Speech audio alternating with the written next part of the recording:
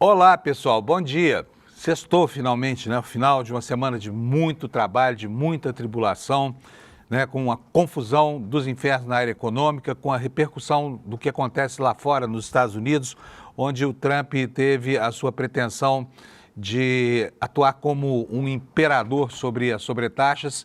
Ele teve primeiro um revés e ontem conseguiu uma vitória, liberando lá as sobretaxas provisoriamente, porque um tribunal de apelações cancelou a decisão, cancelou pelo menos temporariamente, a decisão de um juiz federal que disse que Trump não poderia fazer aquilo porque exorbitou das suas atribuições, não teria poder para fazer isso. E aí o jogo recomeça, embora essas derrotas judiciais tenham ensejado, né, preocupação lá nas hostes trumpistas, o que para o mundo pode significar até um pequeno alívio, porque a pretensão dele é fazer dos Estados Unidos uma bolha econômica em detrimento dos interesses de todo mundo.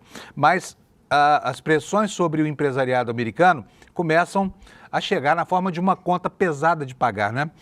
Os empresários perceberam, quando chegaram os primeiros contêineres com insumos para a produção, por exemplo, da indústria de confecção americana, a indústria de calçados, a indústria de utensílios, todos eles começaram a perceber o quanto essa sobretaxa penaliza não o país exportador, né?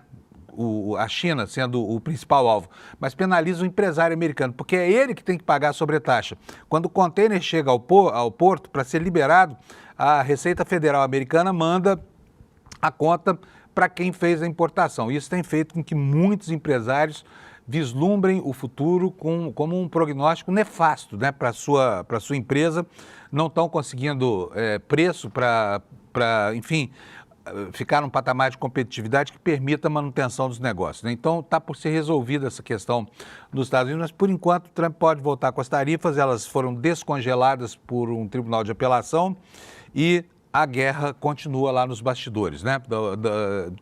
Nos bastidores da política americana. E aqui na política do Brasil, as confusões todas estão em relação aos cortes no orçamento, né, com o Congresso muito reativo, esperando que o governo apresente alternativas para faturar os bilhões que perderá com a impossibilidade de aumentar por decreto o IOF. Ontem foi um dia de negociações intensas, nós vamos mostrar para vocês hoje aqui onde é que essas negociações estão indo parar. O Brasil hoje está na manchete de um jornal espanhol, né? E a manchete é boa, é positiva. Vou até mostrar para vocês aqui uma palhinha. O jornal El País hoje é um dos principais jornais da Europa, né? A sede fica em Madrid. E o jornal, que é muito respeitado, está dizendo aqui, olha, numa matéria muito positiva aqui para o governo do Lula. A ajuda pública, que são as bolsas, né? Evitou mais de 700 mil mortes e 8 milhões e 200 mil hospitalizações entre os mais pobres no Brasil. Depois de mais de 20 anos do programa Bolsa Família, criado pelos governos progressistas, diz aqui o El País, um estudo publicado na The Lancet Public Health qualifica os benefícios para a saúde das famílias que receberam dinheiro em troca de compromissos com a saúde e educação. Daqui a pouco a gente vai passar aqui por essa matéria para detalhar esse verdadeiro elogio, né, ao Bolsa Família e a outros programas aqui de mitigação dos problemas sociais brasileiros, muito respeitados aí fora, muito mais respeitados aí fora do que respeitados aqui dentro do Brasil, né? Bom, daqui a pouquinho a meteorologia, o frio chegou para valer, nós tivemos 9 graus de temperatura aqui em São Paulo, nas serras gaúcha e catarinense a coisa ficou pior ainda, né, porque a temperatura ficou lá beirando 0 grau e nevou inclusive onde não costuma nevar. Mas nevou onde todo ano cai aquela nevezinha rala, só que esse ano caiu mais e algumas estradas, por exemplo, tiveram que ser interditadas por causa da possibilidade, né, de derrapagem na pista, porque ela fica muito, muito escorregadia. E também teve ice rain, que é chuva congelada, né? Aquela chuva que quando cai na roupa da gente, ela congela na hora e fica aquela crosta de gelo. Bom, gente, é isso. Deixa eu dar bom dia para o Alex Amorim. Ontem o Alex ficou prejudicado aqui porque houve uma confusão com o meu áudio aqui e eu acabei não conseguindo tempo para colocar o Alex aqui. E a gente tinha um bocado de assuntos para falar aqui sobre futebol. Hoje temos pouco, né, Alex? Bom dia. Bom dia, Panunzo. Bom dia, comunidade. Ontem nos calaram. Ontem estava um dia muito cheio de notícias do futebol. Hoje está meio escasso de notícia e de jogo que aconteceu ontem também. Censura no ICL. E o direito à liberdade de expressão desportiva do Alex, vocês não prezam isso? O governo dos Estados Unidos vai punir o Fábio Panunzi porque ontem não chamou o Alex. Vamos o Fábio atrás. Panunzi está na lista do Trump lá, né, Alex? Sim. Mas vamos compensar isso aqui. O Alex entrou com uma liminar na justiça e um juiz federal revogou a minha ordem autoritária para que ele não falasse. E ontem foi ruim o que aconteceu, porque ontem ele estava numa alegria, que nem diz o pessoal lá de Minas Gerais, numa alegria, numa felicidade gigante. Olha lá, mostra o dente aí para a galera, Alex, né? Estava muito feliz. Foi 6-0, despedida do Estevão. Foi uma alegria demais. E ainda mais a eliminação do Corinthians me deixou mais feliz ainda. Não tira sarro corintiano, porque são grandes e depois o cara troca a gente pelo Brasil 247 e não volta mais. Isso é verdade. Ô, Alex, e hoje, hein? Nós temos o quê? Vamos lá. Então, ontem teve só um clube brasileiro na Libertadores, foi o Fortaleza, perdeu de 1-0 pro Racing, porém se classificou para as oitavas da Copa Libertadores. E para finalizar, tivemos também a Sul-Americana. O Atlético Mineiro empatou 1-1 com o Cienciano e se classificou para os playoffs. O Fluminense ganhou de 2-0 do Once Caldas e o Grêmio ganhou de 1-0 do Sportivo Luquenho e se classificou também. E então precisamos aprender a falar espanhol, porque é tanto nome de time aqui da América do Sul, né? Isso é Daí verdade. da América Central. Agora vem cá, me conta uma coisa. E isso aqui, olha, você que não curte futebol como eu, que também não curto, mas o pai do Neymar é um sujeito de uma arrogância, hein? Fala sério, mano, o que é isso? A gente critica bastante aqui, porque primeiro, eu entendo aqui, eu digo sempre, não entendo nada de futebol, mas... Em princípio, o jogador de futebol não é aquele cara que atua em campo, chutando uma bola, junto com outros 10, contra um time de 11? Sim. Mediado por um juiz? Sim. Mas o Neymar tem feito isso, Alex? Então, não. Lembrando que o Neymar pai deu uma entrevista falando que o intuito dele ter vindo para o Santos não foi para atuar, e sim para se recuperar. E aí foi 105 milhões de reais em 5 meses de contrato para ele atuar menos de 20 jogos na temporada, ter feito 3 gols e 2 assistências e não ter atuado. E o Neymar pai ter ido a público e ter falado esse absurdo, porque quando o time contrata algum jogador é para ele atuar, né, Panunzio? Não para ficar na marca. Não entendo isso. Como assim? O Santos, quantos milhões que foram aí, Alex? 105 milhões de reais em 5 meses. E lembrando, o Santos comprometeu 75% do marketing do clube para trazer o astro, o Neymar, para ele não ter atuado e entrou recentemente contra o CRB e também atuou meio período contra o Red Bull Leipzig da Alemanha, não amistoso que teve essa semana. Pois é, ele ficou, do Carnaval, São João ficou, né? Sim. Ficou interditado lá, porque foi fazer uma agachadinha lá na Sapucaí, né? Ficou descadeirado e saiu, voltou agora do São João. Quer dizer, do Carnaval, São João, o menino Neymar não jogou, mas também não veio com esse propósito, né, gente? O cara veio pra cá pra descansar. Tirem os olhos dele, deixem o Neymar descansar. Estão esperando que ele jogue o quê? Futebol?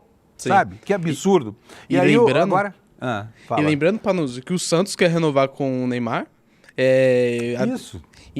Vai ter uma reunião entre Neymar Pai e Santos para verificar se esse acordo vai ser estendido até a Copa do Mundo de 2026, mas só vai retomar as conversas após o jogo contra o Fortaleza, que vai ter uma pausa para o Mundial, para o Super Mundial de Clubes que vai acontecer no mês de junho, e é provável que tenha essa renovação. E o Neymar Pai também ontem afirmou numa matéria também que cabe ao Santos administrar as contas do clube, que ele não faz parte da administração. Então, vamos ver o que vai acontecer nesse período aí. O pai do Neymar falou o seguinte, olha, nós temos que estudar para ver se o Santos comporta, né, assim, o nosso filho. Por quê? O meu filho, por quê? Porque, afinal de contas, o Santos foi rebaixado, né? O Santos perdeu aqui, né? Sim. E o que o Neymar tem a ver? Tem nada, o Neymar estava só assistindo as partidas, então não tem nada a ver com isso. Aí o pai falou, ó, se o Santos continuar desse jeito, o Neymar não cabe nele. Ele veio para cá para assistir partidas boas e não para ver o Santos perder. É isso? Isso mesmo. E ele afirmou que se ele não ficar no Santos, ele tem mercado em qualquer campeonato europeu, sul-americano, árabe, porque eu acho que ele deveria ir para um campeonato árabe ou para a MLS, que é o campeonato Mas dos ele já Estados está Unidos. vindo de lá, ué, ele já está vindo de lá, tem Isso que mesmo, devolver essa retornar. encomenda. Sim. Beleza. Bom, tá bom. Então tá bom. Boa sexta-feira para você aí, viu, Alex? Boa Qualquer sexta-feira. coisa você aparece aí, tá bom? E parabéns, ICL, nós batemos 1 milhão de inscritos ontem e eu fiquei muito feliz. Muito bem, então deixa eu falar sobre isso. Pessoal, olha, nós tivemos duas coisas muito legais aqui no ICL ontem. Um deles foi essa história de a gente ter atingido 1 milhão. Eu até disse lá no N1, que eu acabei fazendo um trechinho do programa ontem, quando esse milhão foi atingido, que o ICL está devendo para o Desperta, né? Porque nós fizemos uma campanha lá dentro do N1 para que você que está nos assistindo pudesse finalmente fazer a sua inscrição aqui no nosso canal para que a gente batesse esse número, né, cabalístico de 1 milhão. E foi exatamente o que aconteceu, então muito obrigado para você, tá bom? Muito obrigado por ter atendido o meu apelo. Gente, vamos começar o programa então? Já são 7 horas e 11 minutos, o pessoal do chat já está reclamando, esse Fábio Panunzi está enrolando a gente aqui. Não estou enrolando nada, nós estamos fazendo pura informação aqui, informação desportiva. E vou começar, como eu faço todo dia, falando sobre a meteorologia, né? Porque meteorologia hoje é assunto obrigatório, porque nevou de novo no Brasil, a Serra Gaúcha, a Serra Catarinense tiveram lá temperaturas beirando 0 grau, esfriou bastante aqui em São Paulo, essa madrugada nós chegamos a 8 graus de temperatura, quando eu vim aqui para a produtora do ICL, estava gelado. E você, hein, Alex, como é que foi a sua vinda para cá? O Alex não usa calça comprida, tá, gente? Ele só usa bermuda. Hoje você está de calça comprida de novo ou não? Eu estou de moletom e blusa de frio. Na hora que eu acordei, estava 9 graus. Eu falei, não tem como sair de short que eu amo. E fiquei triste. Muito bom. Tá bom, Alex, beleza. Aqui tá quentinho agora, tá 23 graus de temperatura controlada, né? Vamos dar uma olhadinha aqui no mapa do Instituto Nacional de Meteorologia.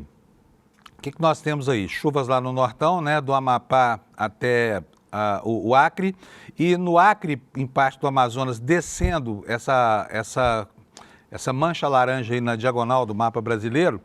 Essa é a região que tem alertas de baixa de temperatura. Aqui no estado do Mato Grosso, temperaturas 5 graus abaixo da média, o que vai se acentuando na medida em que chegamos ao sul, pois a frente fria está caminhando em direção ao litoral, né? E aqui embaixo, olha, nós temos aqui, ó, aviso de geada, né, no estado de Santa Catarina até o Paraná, pegando um trechinho aí do norte do Rio Grande do Sul. E temos aqui um outro aviso de geada também na divisa entre Paraná e Santa Catarina. Mas nevou, viu, gente? Nevou na Serra Gaúcha, nevou na Serra Catarinense, tá?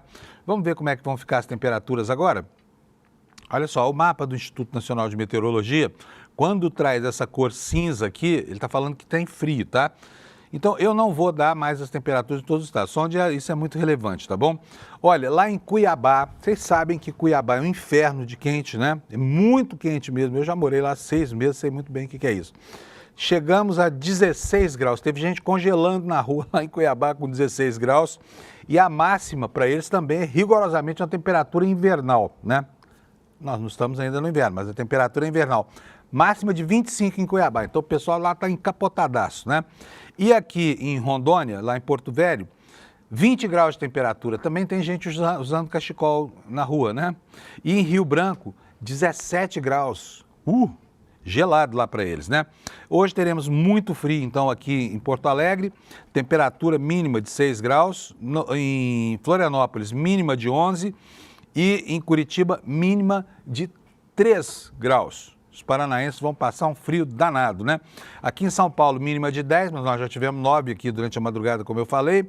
No Rio de Janeiro, 14 graus de temperatura mínima, né? O que é um alento, pessoal. E cariocas e fluminenses podem se refestelar com esse clima friozinho, porque depois, quando vier o fim do ano, nós vamos ficar com saudade disso, né? Então, essa é a nossa condição da meteorologia. Agasalhe-se se você está nessa faixa que vai do centro-oeste ao sul, e o restante do país com algumas chuvas lá no sul da Bahia, no litoral do Nordeste até o norte do país. Essa é a previsão do tempo para o dia de hoje. Espero que você tenha uma ótima sexta-feira. Agora nós vamos ver os destaques no site do ICL. A propósito, gente, olha, ontem foi muito legal. Eu assisti ao documentário, né, feito pelo Igor e pela Juliana Dalpiva, aqui do ICL, sobre como o Nababo Malafaia, aquele pastor que começou com uma vida muito modesta, como é que foi que ele acabou construindo o seu império? Um império que não está em seu nome. Tudo do Malafaia em nome da igreja dele, a AVEC, né? Associação Vitória em Cristo. E não resta dúvida que ele é um vitorioso, porque o homem é um multimilionário, tem jatinho, carros de luxo que não estão no nome dele, acha que tudo que ele usa, que é da igreja, usa em serviço, até quando ele está nos horários de folga, ele usa esse patrimônio aí. Enfim, você precisa assistir a esse documentário. Se você não conseguiu ontem, hoje tem replay, tá? O que é o replay aqui no ICL? Deixa eu te explicar. Replay é quando a gente faz a reexibição só para convidados, tá? E você pode ser convidado. Se você quer saber quem é o pastor Malafaia, financiador e articulador da extrema-direita brasileira, tá aqui, ó. despertaicl.com.br, você pega aqui o seu convite, a gente vai mandar para você esse convite por e-mail, e aí você pode assistir hoje à noite, né, de novo esse documentário espetacular da Juliana e do Igor, daqui do ICL, tá bom? Eu fiquei impressionado de ver, gente, e a cara de pau do Malafaia, dizendo que a igreja dele fatura 240 milhões, ele ganha na pessoa física da igreja, ganha 1 milhão por ano, ganhava isso lá em 2018, né? E segundo o Igor falou no documentário, essa situação não mudou. Mas a vida dele não é compatível com alguém que ganha 1 milhão por ano. Ele aparenta muito mais. Por quê? Porque ele usa tudo da igreja. Tá aqui, ó. Hoje, então, tem replay, né? A verdade sobre o nababo da direita brasileira, esse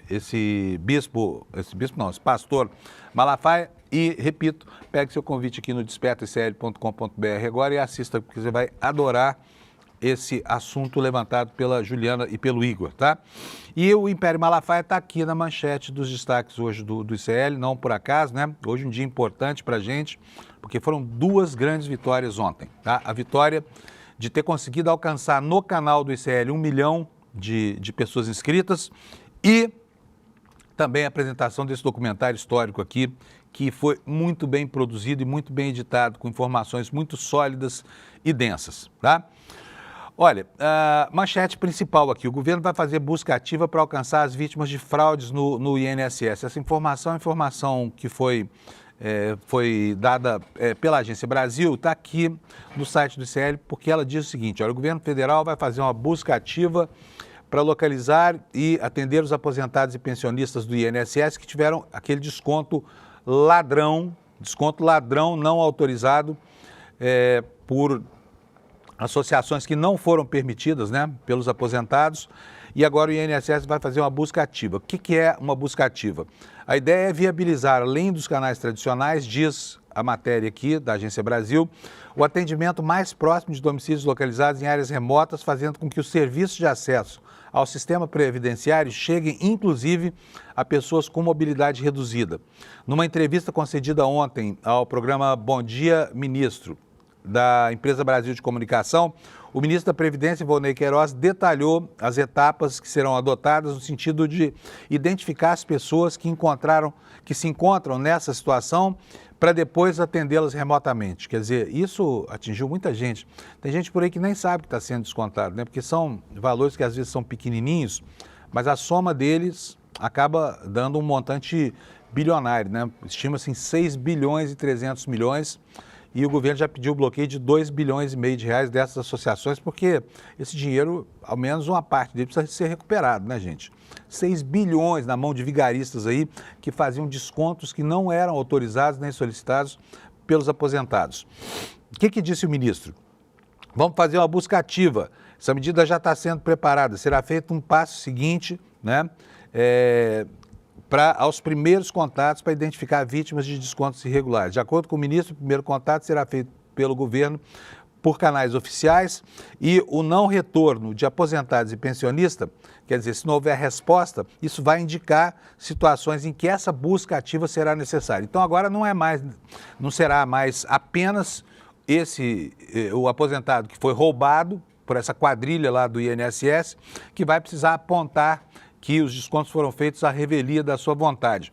E o governo vai buscar essas pessoas aqui, desde que elas não respondam a nenhum dos estímulos que o governo tem dado pelos canais oficiais, principalmente pelo aplicativo Meu INSS, né?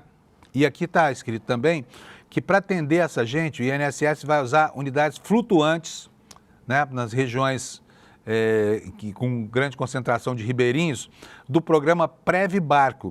O que é isso? É um barco que, na verdade, é uma agência móvel do INSS, né, que presta serviços previdenciais para comunidades ribeirinhas. Então, notícia boa aqui, o governo está mesmo devendo, né, o governo, eu falo o governo instituição, porque a tunga vem do Bolsonaro e depois contaminou também o início, os 2 primeiros anos do governo Lula, né?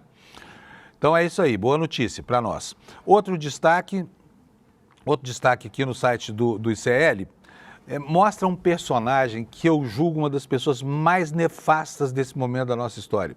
É esse barbudinho que aparece ao lado do Bananinha, que quem é esse sujeito? Esse cara é o Paulo Figueiredo, você provavelmente já ouviu falar dele. Paulo Figueiredo é um vigarista, golpista, é um fascista que herdou do avô, General Figueiredo, os genes do autoritarismo e do golpismo, tá? O que ele está fazendo? Está articulando lá nos Estados Unidos essa campanha odienta que o Bananinha coordena lá junto ao lobby de deputados da extremíssima direita para que o Brasil seja sancionado. E essa gente que não tem nenhum respeito pela verdade, está inventando um monte de coisa, que os Estados Unidos anunciaram o uso da lei Magnitsky para punir o ministro Alexandre, o ministro Xandão, porque o Xandão sacaneia as empresas americanas e quer impor censura à liberdade de expressão. Curioso esse conceito de liberdade de expressão dessa gente, viu? Mas o que eles querem? Eles querem criar um clima que infelizmente ou felizmente não corresponde à realidade do que está acontecendo, né? No comunicado sobre as sanções que seriam aplicadas a autoridades de países estrangeiros que forem formalmente acusados de censurar cidadãos americanos ou que conspurcar interesse de empresas americanas, o que está acontecendo? O Trump e ninguém no governo dele, a não ser um assessor de lá que é pequenininho, desse tamanhozinho, um Felipe Martins, assim, ninguém mencionou o Brasil, ninguém mencionou nada disso. E a probabilidade é que ainda que os Estados Unidos imponham qualquer tipo de sanção que possa atingir aqui Alexandre de Moraes ou os outros 7 ministros do Supremo que aparecem, né? Porque na relação que esse fascista do Paulo Figueiredo divulgou, aparecem lá 8 ministros do Supremo, só 3 foram poupados. Quais são os 3? Aqueles que os bolsonaristas entendem ser a sua bancada no Supremo, né? O ministro Luiz Fux e os 2 bolsonaristas, o Cássio com K e o ex-ministro da Justiça do governo Bolsonaro, o André. Então, gente, é isso, tá? Não tem nada dessa coisa. Não, o governo americano não sancionou Alexandre de Moraes nem nada. O que vai acontecer é o seguinte, se o Alexandre de Moraes for inserido nessas listas, que são listas de restrições para ingresso em território americano, ninguém vai nem ficar sabendo. A menos que ele decida viajar para lá, o que eu duvido que ele vai querer fazer, porque o mundo é grande, né? E se for querer fazer, ele estiver nessa lista, ele não vai ser formalmente comunicado. Vai chegar no balcão do aeroporto, quando der o passaporte dele, ele vai ser comunicado de que não pode viajar, né? E aí o constrangimento vai ser ali no balcão da companhia. Mas não haverá um comunicado formal de que o governo vai sancionar fulano, que vai prender o Xandão, mandar para a ilha de Guantánamo, né? Ou para o presídio lá do Bukele em El Salvador. Nada disso, tá? Não vai acontecer nada disso. E isso que eu estou dizendo aqui, esse quadro esdrúxulo, é o que esses caras pintam, tá? Esse Paulo Figueiredo divulgou uma relação que inclui, além dos 8 ministros do Supremo, tirando a bancada dos queridinhos deles lá, inclui também o Procurador-Geral da República, tá? Constrangimento de toda a natureza, porque não é verdade, isso não está acontecendo, tá? E por isso nós fizemos aqui no nosso site essa reportagem aqui, usando aqui uma expressão, né? Porque são 2 palavras, um artigo e o substantivo aqui, ele é o cérebro.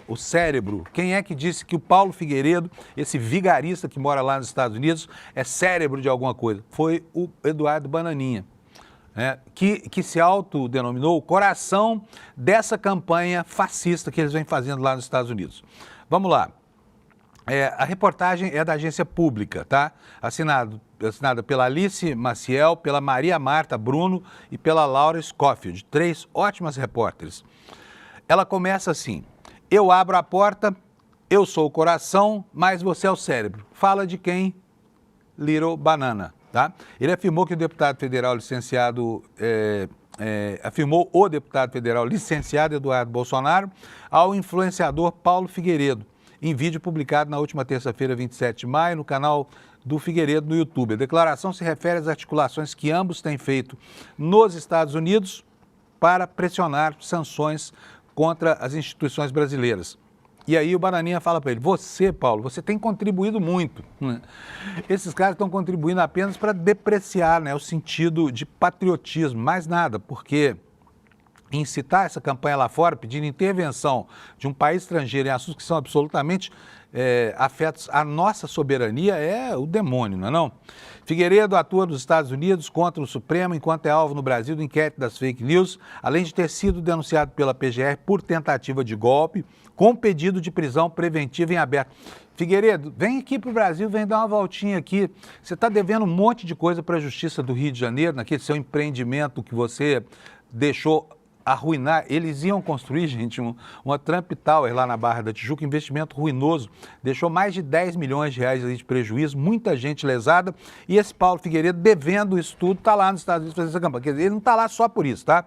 Só por causa do golpe que eles pretendem ainda aplicar nas instituições. Está lá escondido porque está devendo para a justiça aqui no Brasil, tá bom? Eduardo Bolsonaro passou a ser investigado por coação e obstrução à justiça. A PGR após ser acionada pelo líder do PT na Câmara, a PGR instaurou um inquérito para apurar essa atuação do Bananinha lá nos Estados Unidos, né? E aí a gente vai criando cada vez mais confusão para si mesmo, né? Vamos agora para o noticiário internacional, só que hoje, ao contrário do que eu faço todo dia, não vou começar aqui lendo as notícias nos jornais do exterior, não. Vou ler aqui uma notícia para vocês que está no UOL, e essa notícia também está em destaque na imprensa estrangeira. O que aconteceu? O Trump, um juiz federal, tinha cancelado as medidas, os decretos do Trump impondo essa sobretaxa brutal que ele adotou para tentar conter as importações americanas, principalmente de países como a China, né? Mas afeta o mundo inteiro, porque a Europa está nesse barco, a América Latina também, o Brasil numa condição muito desfavorável, aí, embora as tarifas aqui não tenham sido absurdas como foram, por exemplo, lá para os países da Ásia, né? E o Trump, depois de conseguir que um tribunal de apelações revogasse a decisão do Tribunal Federal que proibiu as sobretaxas, ele passou a fazer o quê? A mesma coisa que o Bolsonaro fez, a mesma coisa que os outros autocratas aí do mundo, esses nacional fascistas, né? Esses novos fascistas fazem em seus países. Ele passou a atacar a justiça, passou a atacar os juízes federais. E aqui o UOL diz para a gente o seguinte, olha, em um ataque ao judiciário dos Estados Unidos, Trump alegou que a decisão daquele Tribunal de Comércio Internacional que proibiu as tarifas por 24 horas é totalmente errada e política. E ele falou o seguinte, espero que a Suprema Corte reverta o mais rápido possível essa decisão horrível e ameaçadora para o país e que se faça isso de forma decisiva.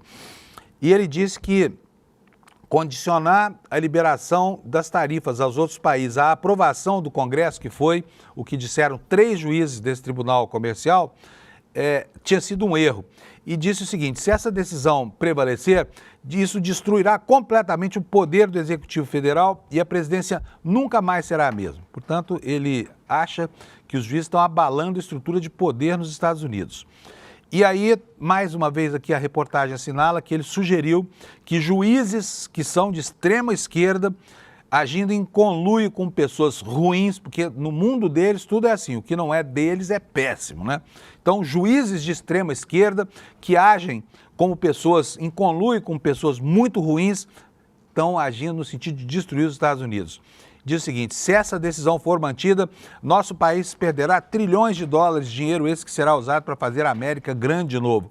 Em outras palavras, seria a decisão financeira mais severa já imposta contra os Estados Unidos como nação soberana. Aí aparece a visão dele sobre o que é soberania, né?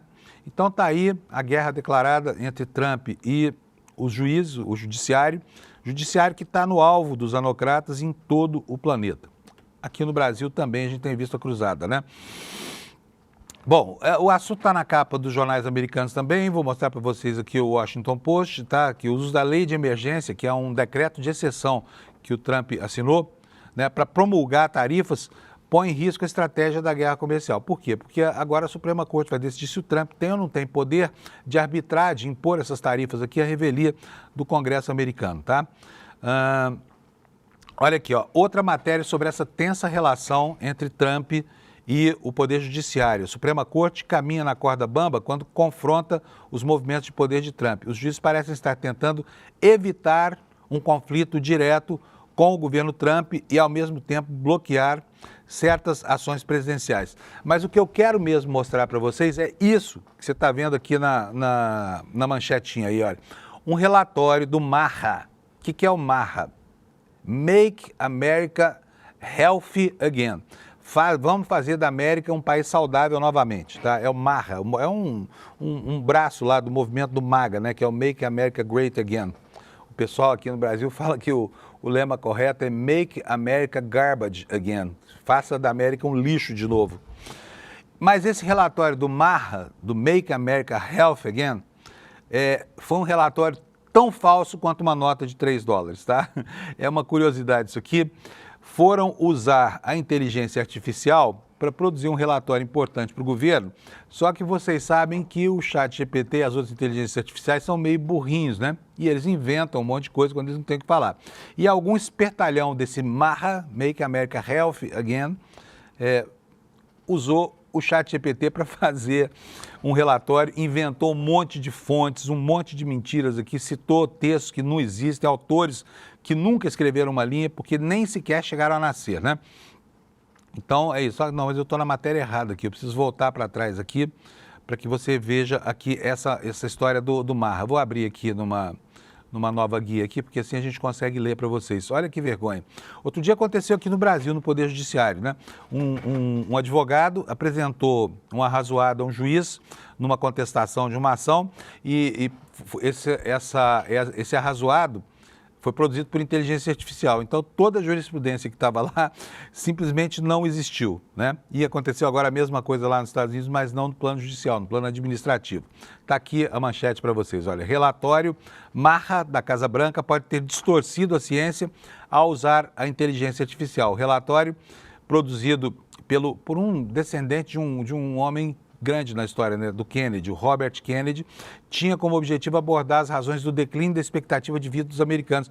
O mundo inteiro tem aumentado a sua expectativa de vida. Lá nos Estados Unidos ela está declinante, tá?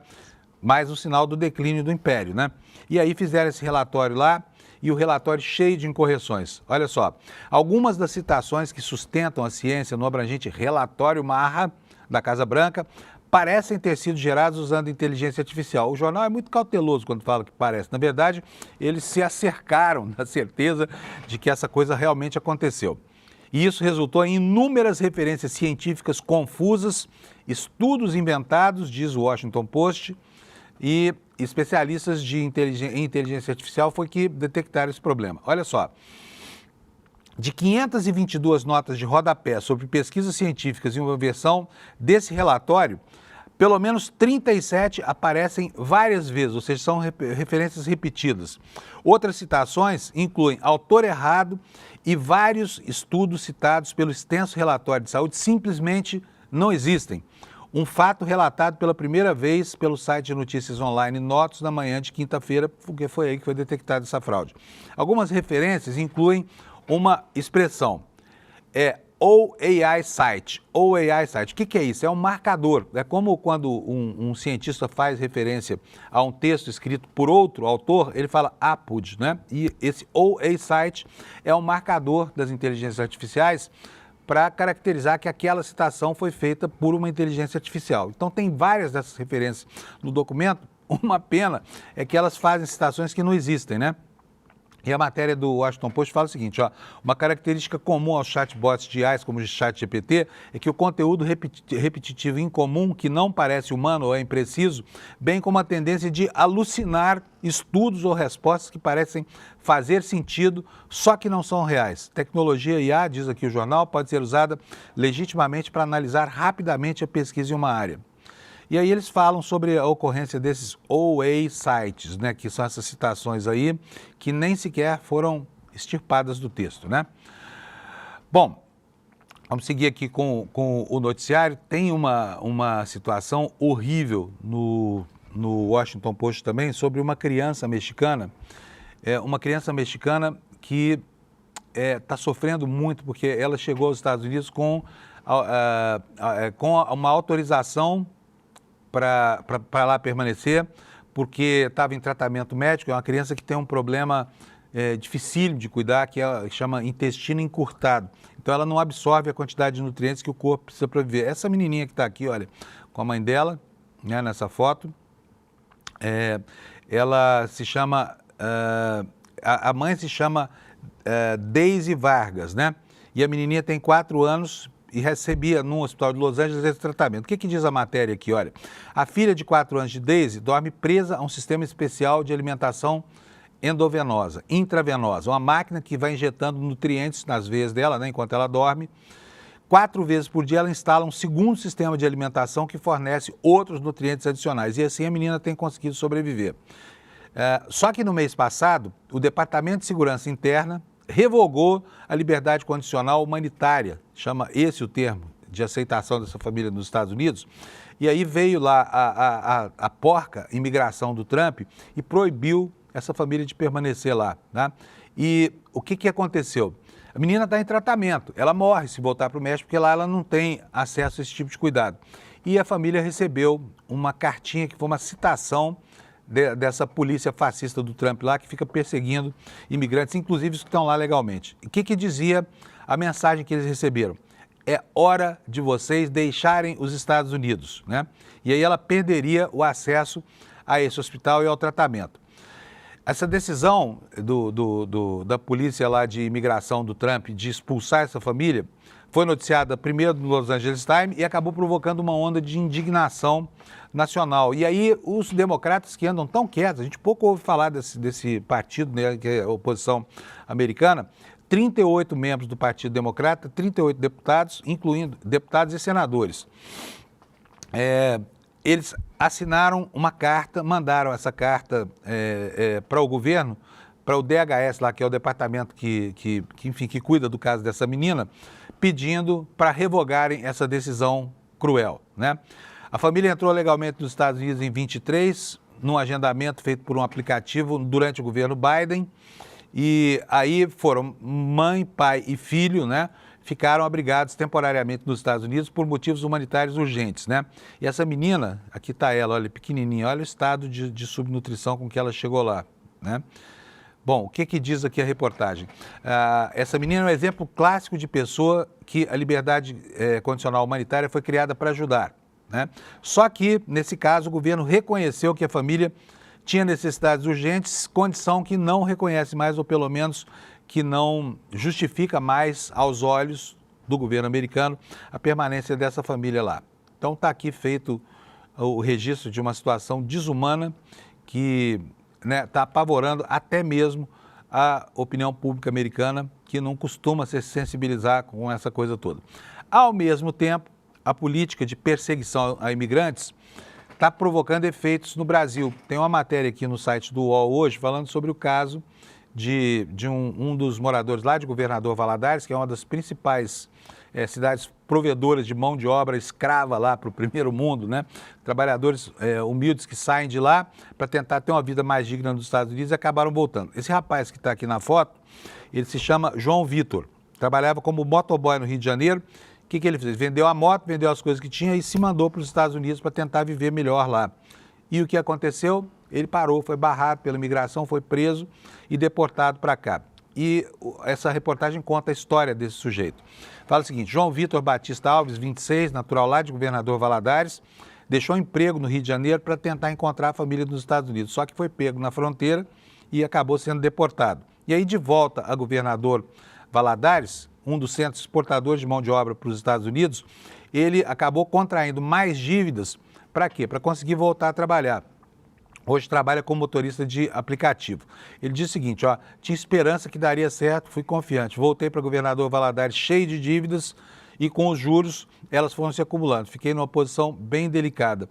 Eu não sei hoje a quantas anda, né, o tráfico humano que alimenta esse mercado dos imigrantes. Provavelmente tenha sofrido uma baixa muito grande, porque a campanha hoje do Trump é uma campanha conhecida no mundo inteiro, né? Mas certamente ainda tem gente que, mesmo com tantas restrições e mesmo com um tratamento tão periférico, né, ainda se aventura a chegar nos Estados Unidos, né? Então tenha juízo, você pensa em fazer essa viagem, entrando lá pelo deserto, pulando o rio, se submetendo às piores condições climáticas e à perseguição implacável da polícia de imigração, pense duas vezes, porque pode ser uma grande roubada, tá bom? Olha, ainda no plano do noticiário internacional, nós tivemos uma proposta de paz formulada pelos Estados Unidos. Vou mostrar para vocês aqui a capa do Brasil de Fato. Os Estados Unidos disseram que Israel aceitou essa proposta de paz, só que precisa consultar o outro lado, né? Precisa consultar o Hamas. E o Hamas disse que não aceitou nada. E aqui vem uma foto, olha, do desespero dessas mulheres lá na faixa de Gaza por um pouquinho de comida que tem chegado a eles, muito insuficiente ainda, o volume que consegue efetivamente chegar para distribuição para essas pessoas aqui, enquanto no horizonte surge uma perspectiva só de um dos lados de pacificação pelo massacre que tem sido promovido. A matéria no Brasil de Fato diz que Israel aceitou a proposta do presidente dos Estados Unidos para um cessar-fogo e as negociações com Hamas continuam. O que falava, quais são os termos dessa negociação? Libera já os 28 reféns que estão lá com Hamas e, a partir daí, estabelece 60 dias de trégua para se ver uma negociação que acontece com a arma na cabeça, né? A arma na cabeça do povo palestino. O que o governo dos Estados Unidos fez? Ele mandou um emissário para lá para tentar construir essa condição do acordo. Ele se chama Witkoff, esse enviado especial. O presidente e esse enviado especial apresentaram a proposta de cessar-fogo que Israel endossou, só que o Hamas não endossou, né? O porta-voz não quis confirmar as informações publicadas em veículos de comunicação sauditas e israelenses, segundo as quais as partes teriam chegado finalmente a um cessar-fogo de 60 dias e que o Trump iria fazer logo o anúncio. E aí, diz aqui, entre aspas, um porta-voz da Casa Branca: se tiver algum anúncio, virá da Casa Branca, do presidente, de mim mesmo ou do enviado especial Witkoff, disse o porta-voz do governo americano, tá bom? Então, você vai ouvir falar sobre um acordo de paz que não está assegurado e esse acordo de paz é, por enquanto, apenas uma miragem no horizonte. Vou mostrar para vocês agora a capa do El País. A capa do El País, que é o principal jornal da Espanha e é um dos maiores jornais da Europa, né? Olha só, aqui a matéria falando sobre Trump, que está em todas as capas. Ele é um sujeito que é onipresente na imprensa internacional. E aqui nós temos uma manchete que nos interessa. Aqui está ela em espanhol: as ajudas públicas, que são as bolsas, evitaram mais de 700 mil mortes e 8,2 milhões de hospitalizações entre os mais pobres do Brasil. Um estudo publicado pela The Lancet quantifica os benefícios à saúde das famílias que receberam dinheiro em troca do quê?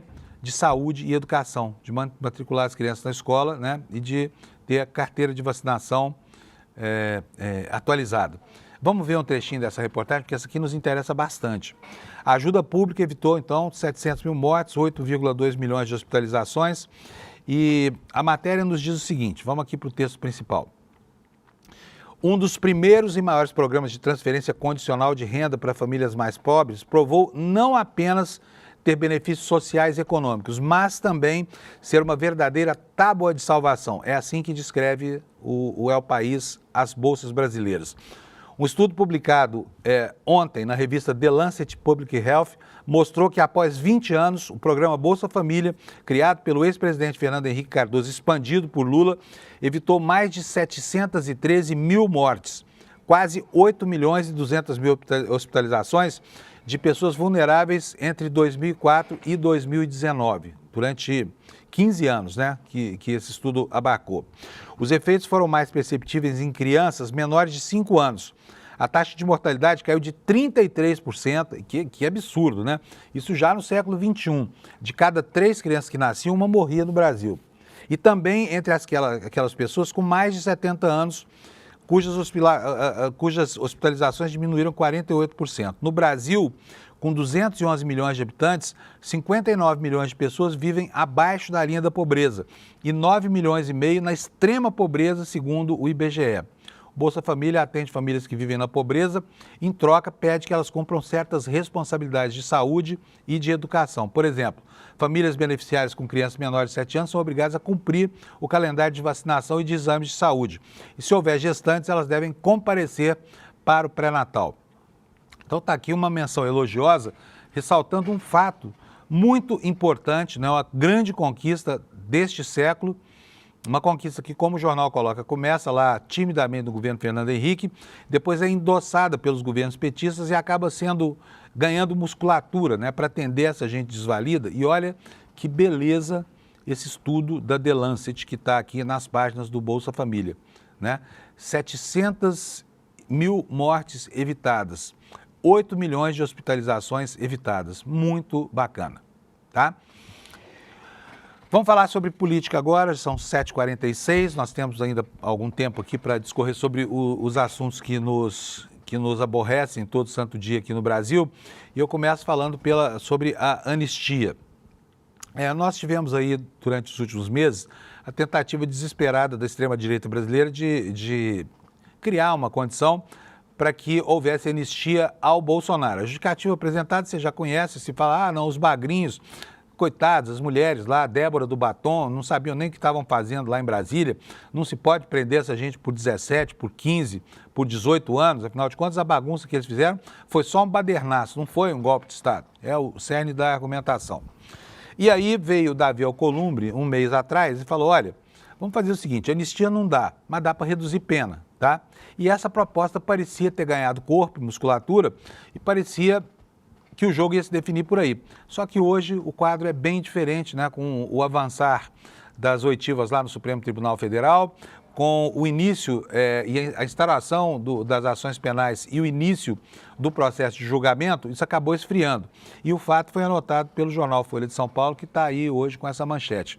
Alternativa à anistia do 8.1, quer dizer, essa redução de penas defendida pelo Alcolumbre, esfriou lá no Congresso. O projeto ficou sem perspectiva depois que as autoridades avaliaram o baixo interesse dos bolsonaristas por textos que só beneficiam pessoas comuns. Então, entrou em desuso. Por quê? Porque, na verdade, a ideia não é salvar bagrinho, os bagrinhos que se danem, eles estão nem aí. Eles querem salvar o Bolsonaro, querem devolver a condição de elegibilidade para este criminoso chamado Jair Messias Bolsonaro. A matéria anota o seguinte: a discussão aberta pelo presidente do Congresso, Davi Alcolumbre, junto com o ministro do Supremo, para uma alternativa à anistia do 8 de janeiro, perdeu tração. O projeto não tem nenhuma perspectiva mais de ser sequer apresentado. Autoridades envolvidas na articulação afirmam que a discussão foi esvaziada pelos próprios bolsonaristas, uma vez que a oposição baixou a pressão por anistia e passou a mirar outros assuntos, como, por exemplo, a CPI sobre as fraudes do INSS. Para o grupo, para os bolsonaristas, esse movimento feito por Alcolumbre serviu para demonstrar que a oposição não estava, de fato, preocupada em aliviar a situação de pessoas comuns, né? Caso da Débora do Batom, e sim a do ex-presidente Jair Bolsonaro, né? Então, gente, olha, se você, meu amigo, eu sei que é difícil, né, um patriotário aqui na nossa audiência, mas se você, por acaso, está aqui me assistindo, participou dessa coisa hedionda que foi plantão em porta de quartel, como Vivandeira, que foi esse movimento golpista lá do 8 de janeiro, se você está aqui me ouvindo, perceba o quanto você foi usado por essa gente impiedosa, que continua usando os outros para criar a situação de instabilidade institucional que culminou no 12 de dezembro, depois no 8 de janeiro, e usa agora, porque para tentar fazer com que você seja apenas a bucha do canhão onde está o Bolsonaro, tá? É isso que está acontecendo, é muito claro. Na medida em que surge uma proposta para resolver aquilo que os próceres dessa oposição bolsonarista vinham defendendo, aí eles se desinteressam. Por quê? Porque o alvo não são os bagrinhos, o alvo é o tubarão Bolsonaro, tá bom? Vamos para o próximo assunto aqui. E você vai ficar estarrecido com isso, tem certeza absoluta.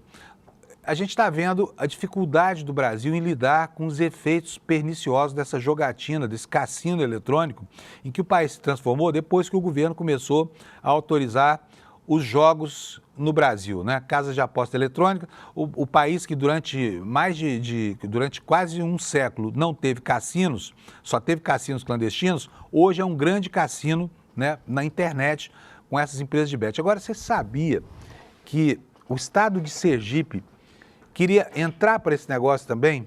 Imagina um estado brasileiro promovendo o jogo do Tigrinho. Pois é, Sergipe, está lá.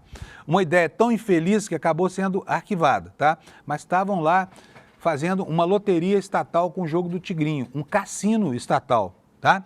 Vamos ver isso aqui? O que você acha disso? Você acha legal? Vamos ver aqui, o lançamento de uma bet pública pelo Banese, Banco do Estado de Sergipe, causou uma polêmica grande no estado. A Lotese, que é a Loteria de Sergipe S.A., lançou na plataforma 600 tipos de jogos segunda-feira passada, tá? O jogo do Tigrinho estatal, hein, gente? Veja só isso. O que incluía a modalidade cassino online. O jogo do Tigrinho. A iniciativa foi alvo de críticas de políticos nas redes sociais. E ontem, quinta-feira, depois da repercussão péssima, a Lotese, então, decidiu tirar do ar o jogo do Tigrinho e outros congêneres, né? E manteve apenas outras modalidades, como as apostas esportivas.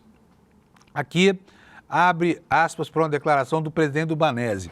Como houve muitas dúvidas e o debate por ser uma bet pública, retiramos os jogos online para uma avaliação, disse o presidente do banco, se chama Marco Antônio Queiroz, numa entrevista que concedeu para o UOL. A Lotese é a primeira bet de um banco público estadual do país e, segundo Queiroz, esse modelo deve ser adotado por outras instituições similares em breve. Que desgraça, né? Quando o Estado brasileiro passa a explorar jogos de perde-perde, em que a população é lesada por um sistema em que só ganha o dono do cassino. Isso tem sido condenado com tanta veemência nas hostes sérias do país, e aí essa proposta é encampada por uma agência de loterias de um estado, uma estatal do jogo do Tigrinho. Tenha a santa paciência. Como é que pode isso? Então está aqui, né, a anotação desse fato, espero que você tenha ficado bem escandalizado com isso. E saibam os que estão, infelizmente, adictos dos jogos, que essa plataforma estatal saiu do ar, tá? Saiu do ar. Bom, um banho de água fria a mais no governo aqui. Nós tivemos, nos últimos 2 meses, um esforço muito intenso do governo para anunciar as virtudes do novo crédito consignado, né? O crédito consignado para trabalhadores com carteira assinada. E aí vem essa manchete de hoje aqui que está no Valor Econômico. Olha o que está acontecendo agora. Os juros do consignado, que o governo disse que iria controlar e tudo mais, estão nas grimpas, subiram de novo. A expectativa, segundo o jornal, é de que passe a cair, mas por enquanto só sobe, né? E é uma modalidade de crédito cujo spread não se justifica, porque a inadimplência é muito baixa. Os bancos estão abusando da sua condição de agiotas. É isso que está acontecendo. A matéria diz o seguinte: no primeiro mês completo de funcionamento do novo crédito consignado para trabalhadores do setor privado, a taxa de juros anual da modalidade subiu mais de 15 pontos percentuais. Subiu, tá? Subiu. Comparada com o que era praticado na versão anterior do produto. Os números divulgados nessa quinta-feira, ontem, pelo Banco Central, vão na contramão do esperado pelo governo federal. E ainda assim, a expectativa da autoridade monetária, do Ministério da Fazenda e de participantes do mercado é que os juros cairão nos próximos meses com a melhora dos fluxos operacionais da nova linha, a partir do momento em que as regras do FGTS ligadas à modalidade entrarem em vigor. Segue aqui a reportagem do Valor. Esse sistema, né, do consignado para quem tem carteira assinada foi implantado em 21 de março, por medida provisória. Permite que o trabalhador com carteira assinada contrate esse empréstimo para descontar diretamente para o banco na sua folha de pagamento, sem a intermediação do pagador.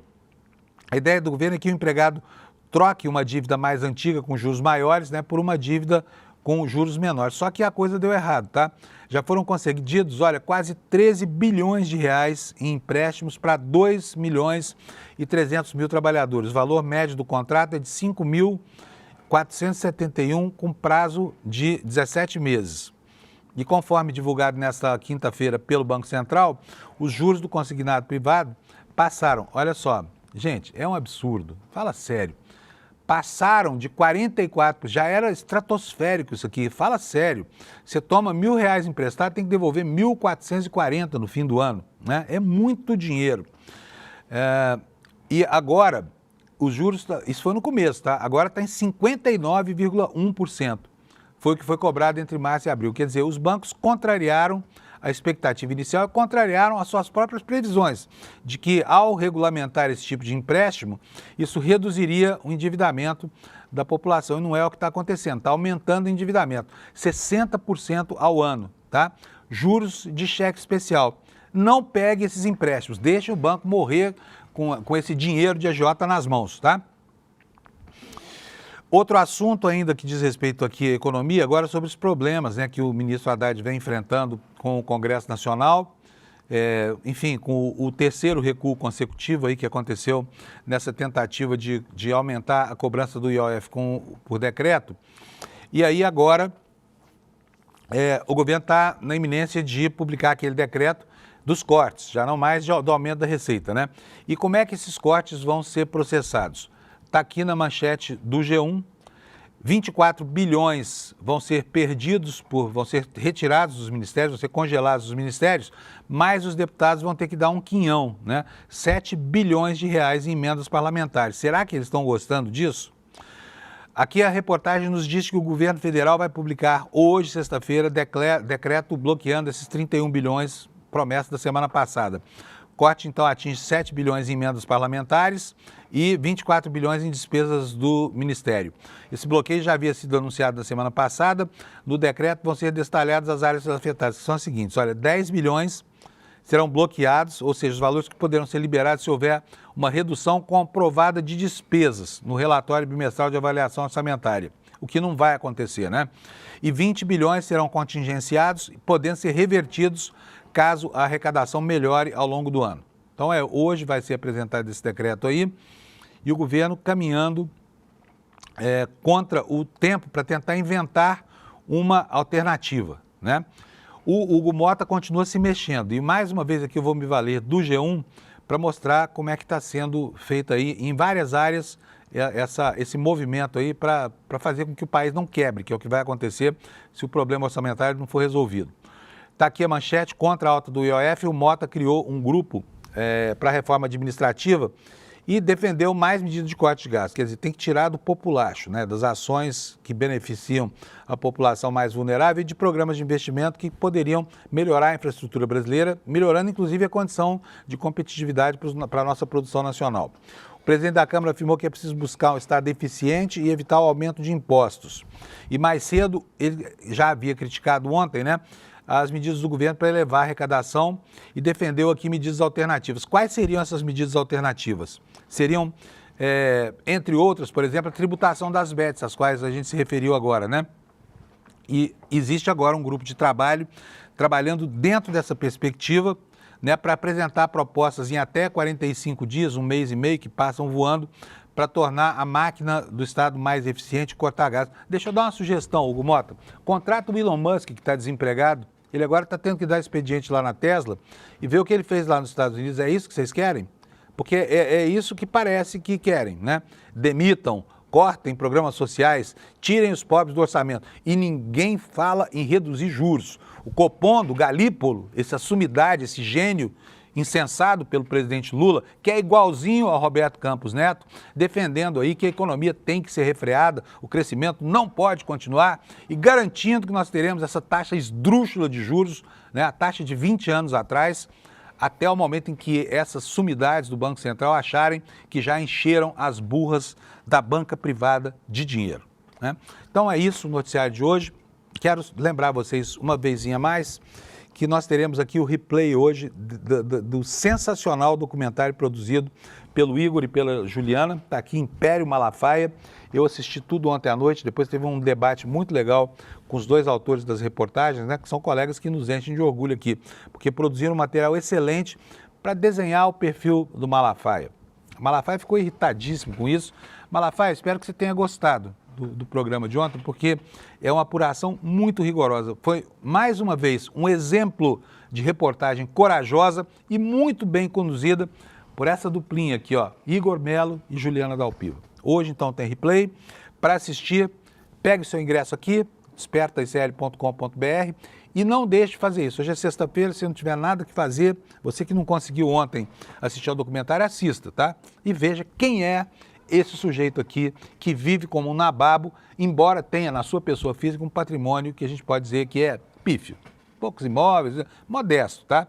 Mas anda de carro importado, gosta de avião de luxo, tem um jatinho, tudo em nome da igreja. Quem usa é ele. Bom dia para vocês, bom fim de semana para todo mundo, agasalhem-se para não passar frio, a temperatura vai continuar baixando, e eu espero que vocês aproveitem esse friozinho para programas bem aconchegantes e acolhedores, tá bom?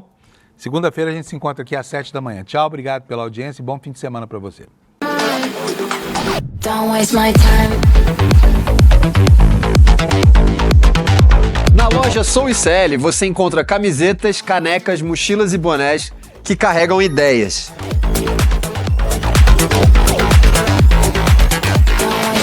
Produtos com propósito para quem acredita em justiça, consciência e transformação. All I see is you and Vista, use, leve a luta com você. Acesse souicl.com.br e escolha o que representa você. mine. ICL, souicl.com.br, tá tudo lá. You'll be mine. A repercussão foi tanta que o ICL decidiu liberar o replay do documentário Império Malafaia, que a gente exibiu aqui. Se você perdeu a estreia ou quer rever com atenção cada detalhe dessa investigação sobre dinheiro, fé e poder, a hora é agora.